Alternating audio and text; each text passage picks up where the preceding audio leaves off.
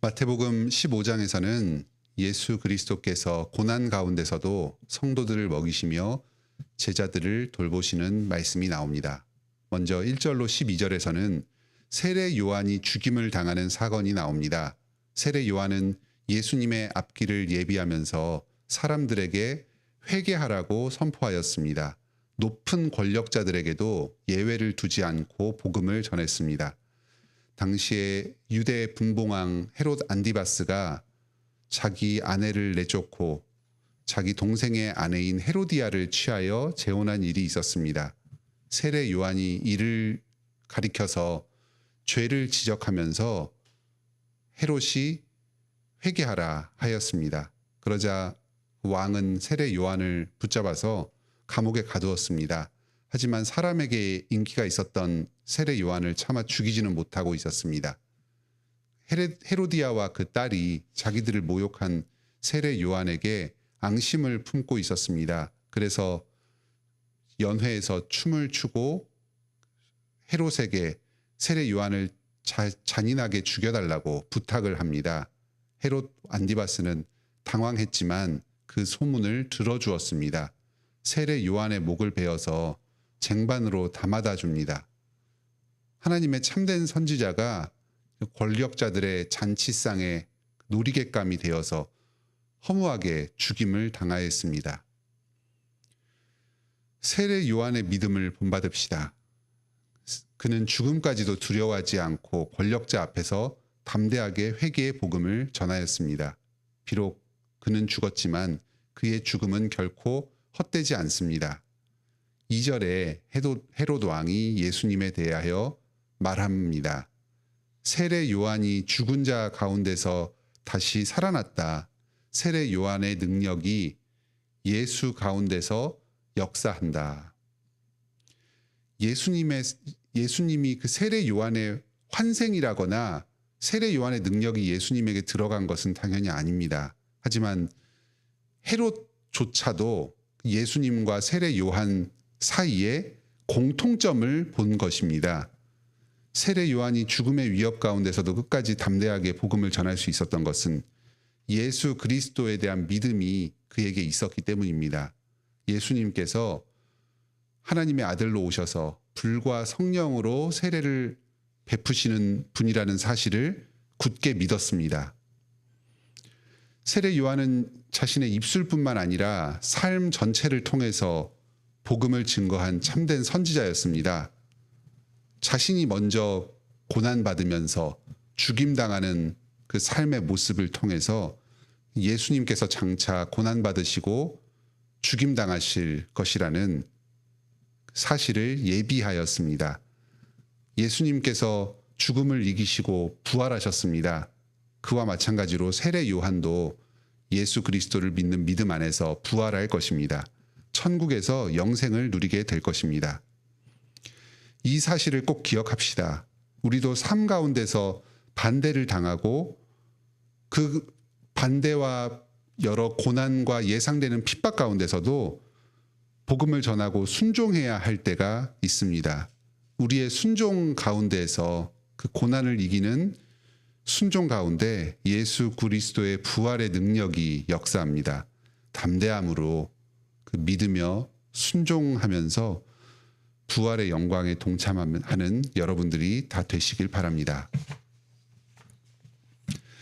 13절에서는 예수님께서 세례 요한의 그 죽음의 소식을 들으시고 배를 타고 떠나십니다. 이제 예수님 본인에게도 핍박과 죽음이 다가오고 있다는 사실을 감지하셨습니다. 하지만 아직 죽으실 때가 되지 않았기 때문에 잠시 자리를 피하십니다.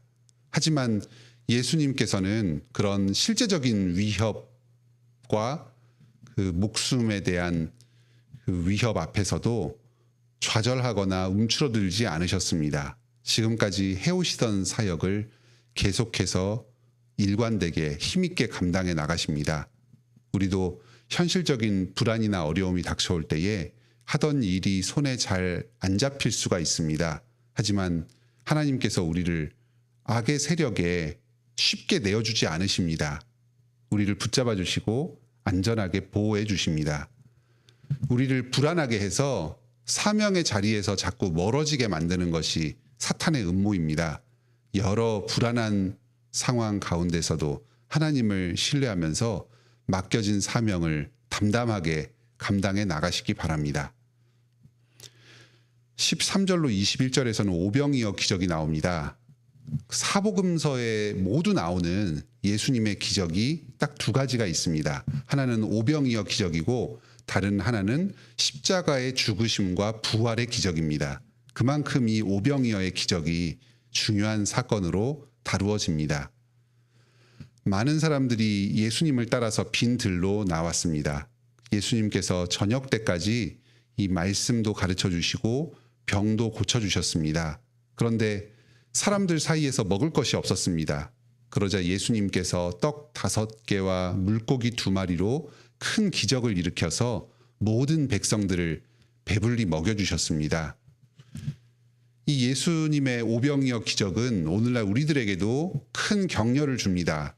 먼저 예수님을 따라서 모이고 말씀을 배우기에 힘쓰면 주님께서 우리를 반드시 먹이시면서 우리의 육체적인 필요를 모두 채우십니다. 요즘 우리 교회도 성도 수가 많아지면서 공간의 부족 문제나 또 직분자의 부족 문제를 겪고 있습니다. 그런데 우리가 이렇게 계속해서 모이기에 힘쓰고 예수 그리스도의 말씀을 배우고 예배하며 구제하기에 힘쓰면 주님께서 친히 우리 교회를 채워주실 것입니다. 다음으로 주님의 이 채워주심은 직분자를 통해서 옵니다. 예수님께서 제자들에게 떡을 나누어 주시고 이 제자들이 그 떡을 받아서 다시 무리들에게 나누어 줍니다. 오늘날에도 교회와 성도들의 여러 필요가 있을 때에 이 직분자들을 통해서 주님의 은혜와 능력이 채워집니다. 우리 교회에 좋은 목사님과 장로님과 집사님을 보내주심에 감사드립니다. 앞으로 이 직분자들을 계속해서 믿음으로 세워주시고 능력을 주시도록 함께 기도합시다. 직분자들을 통해서 우리 성도들의 필요를 계속해서 공급해 주시기를 기도합시다. 이어서 22절로 33절에서는 물 위를 걸으시고 풍랑을 잠잠케 하시는 기적을 보여주십니다. 이 기적은 제자들을 가르치시면서 믿음에서 세우시고자 하시는 것입니다. 믿음이 약한 제자들에게 참으로 예수 그리스도께서 하나님의 아들이시고 천지를 다스리는 능력이 있는 분이심을 가르쳐 주십니다. 제자들의 삶 가운데도 거센 파도와 같은 어려움이 닥쳐올 수 있습니다. 예수님과 아무리 가까이 지내고 예수님의 명령을 순종하는 삶을 사는 자들이라도 거센 파도와 같은 어려움이 닥쳐옵니다. 마음의 불안과 공포와 동요가 있을 수 있습니다. 하지만 그러한 어려움 또 동요 그 가운데에서 예수님께서 이 제자들에게 찾아오십니다. 고난과 불행의 상황 가운데서 제자들의 기도를 들으시고 제자들에게 찾아오십니다. 인간의 눈으로는 도저히 기대할 수 없는 상황 가운데 고립되고 우리들밖에 남아있지 않다 하는 상황 가운데서 예수님의 도우심이 옵니다. 사람으로서는 거센 파도와 풍랑 가운데 바다 한가운데 처해 있을 때에 나를 돕는 손길이 전혀 없다고 느껴지지만 예수님께서는 그 거센 파도를 뚫고서 물 위를 걸어서 우리에게 찾아오십니다. 그리고 말씀하십니다. 안심하라. 나니 두려워 말라. 폭풍 속에 있는 듯한 혼란 가운데서도 이 말씀을 듣고 위로를 얻으시기 바랍니다. 예수님께서 지금 여러분과 함께 하고 계십니다. 물 위를 걸으시고 폭풍과 바람을 잔잔하게 하시는 분께서 나를 도우시며 보호해 주십니다. 의심하지 마시고 예수님의 도우심을 확신합시다. 주님께서 여러분의 상황을 지켜주시고 참 평안을 주실 것입니다. 마지막으로 34절, 35절에서는 게네사렛에서 많은 병자를 고치십니다. 주님의 은혜를 구하며 그분의 옷자락에 손이라도 대는 사람은 고침을 받습니다. 오늘날에도 예수님께 생명의 능력이 있습니다. 삶이 망가지고 좀 어지러워진 사람들은 누구든지 예수님께 나와서 믿으면 치유함을 받고 회복을 얻습니다. 비록 오늘날 육체적인 질병이 완전하게 낫지는 않는다고 하더라도 그 질병과 고통 가운데서도 하나님의 은혜와 사랑을 누리면서 힘을 얻으면서 살아갑니다. 예수 그리스도를 믿읍시다. 주님께 생명의 능력을 공급받읍시다. 장차 예수님께서 다시 오실 것입니다. 우리에게 새하늘과 새 땅을 허락하시고 온전한 치유와 회복을 주실 것입니다. 그 날을 기대하면서 예수 그리스도께 힘을 얻어서 오늘 하루를 살아갑시다. 지금도 예수님께서는 결코 쉬지 않으시고 멈추지 않으십니다. 끊임없이 우리를 보호하시고 양육시키시면서 성숙시키고 계십니다. 어떠한 환경 가운데서도 우리를 향하신 예수 그리스도의 사랑을 멈출 수 없습니다. 오늘도 이 예수님과 동행하면서 주님의 은혜를 풍성히 누리는 복된 하루를 보내시기 바랍니다. 함께 기도합시다. 하늘에 계신 우리 아버지, 이 아침에도 저희에게 이 복된 예수 그리스도의 복음을 들려주시고 힘주시고 위로하여 주시니 감사드립니다. 세례 요한이 죽기까지 충성하며 예수 그리스도의 복음을 증거하였습니다. 예수님께도 시시각각 죽음의 위험이 닥쳐오고 있었습니다. 하지만 그러한 상황 가운데서도 예수님께서는 우리를 향하신 구원의 사역을 담대하게 이루어 나가셨습니다. 오늘날에도 이 세상 가운데 여러 일들이 있고 환경적인 변화가 있지만 하나님께서는 쉬지 않으십니다. 우리의 구원을 이루어 나가시고 우리를 지키고 보호하여 주십니다. 이 고난의 상황 가운데서도 저희의 믿음을 붙들어 주시며 저희를 거룩으로 성숙시켜 가십니다. 이 주님의 은혜의 신실하심을 감사 찬송 올려드립니다. 주님, 저희에게 계속해서 말씀을 내려주시옵소서. 말씀을 듣는 데 필요한 모든 것들을 부족함 없이 공급하여 주시옵소서. 최근에 우리 교회에서 성도 수가 늘면서 공간의 부족, 또 섬길 일꾼의 부족의 문제를 겪고 있습니다. 주님께서 저희에게 공간을 허락하여 주시옵소서. 또 더 많은 직분자, 특히 장로님을 보내주셔서 성도들을 섬기고 주님의 말씀으로 인도하는 데 부족함이 없게 하여 주시옵소서.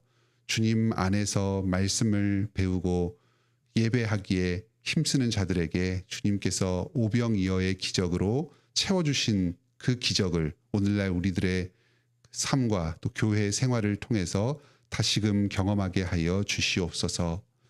주님께서 저희를 때로는 폭풍우와 같은 상황 가운데 놓아두실 때가 있습니다. 저희의 믿음을 깨닫게 하시고 주님의 그 전능하심과 사랑 많으심을 목격하면서 믿음이 자라게 하시기 위해서입니다. 주님께서 도저히 도움을 구할 수 없을 것과 같은 상황 가운데서도 폭풍우를 뚫고 물 위를 걸어서 우리에게 오심을 믿게 하여 주시옵소서. 내니 안심하라 하고 말씀하시는 그 주님의 음성을 들으며 어떤 상황 가운데서도 참 평안을 누리는 저희들이 되게 하여 주시옵소서. 주님 안에 생명이 있고 기쁨이 있습니다. 평안이 있습니다. 저희가 믿음으로 주님을 의지하여서 주님께로부터 오는 생명을 공급받게 하여 주시옵소서. 그리고 오늘 하루를 말씀으로 또 주님을 의지하여서 살아갈 힘을 공급하여 주시옵소서. 저희가 가지고 있는 여러 현실적인 어려움이 있고 또 기도의 제목들이 있습니다. 주님께서 저희의 기도를 들으시고 응답하여 주시옵소서. 건강이 좋지 않은 성도들의 건강을 돌보아 주시옵소서. 특히 출산 후에 회복 중인 성도와 암 투병 중인 성도를 불쌍히 여겨 주시옵소서. 마음이 낙심한 여러 성도들이 있사오니 주님께서 그들의 마음을 어루만져 주시고 치유하여 주시옵소서. 사랑하는 가족들을 먼저 주님 곁으로 떠나보내고 그 슬픔의 가운데 있는 여러 성도들이 있습니다. 주님께서 그들을 위로하여 주시고 천국 소망 가운데 새롭게 하여 주시옵소서. 경제적인 어려움으로 인해서 곤궁 가운데 있는 성도들 주님께서 어서 빨리 물질을 공급하여 주시고 예배하며 사명을 감당하는 데 부족함이 없게 하여 주시옵소서. 취업을 준비 중인 성도들 또 진학을 준비 중인 성도들 그 앞길을 열어주시고 주님 뜻을 분별하게 하여 주시옵소서. 관계 가운데 고통받고 있는 성도들이 있사오니 주님을 의지하면서 어려움 가운데서도 선을 행하게 하여 주시옵소서. 예수 그리스도의 재림의 소망으로 좀 기뻐하며 인내하도록 힘을 허락하여 주시옵소서.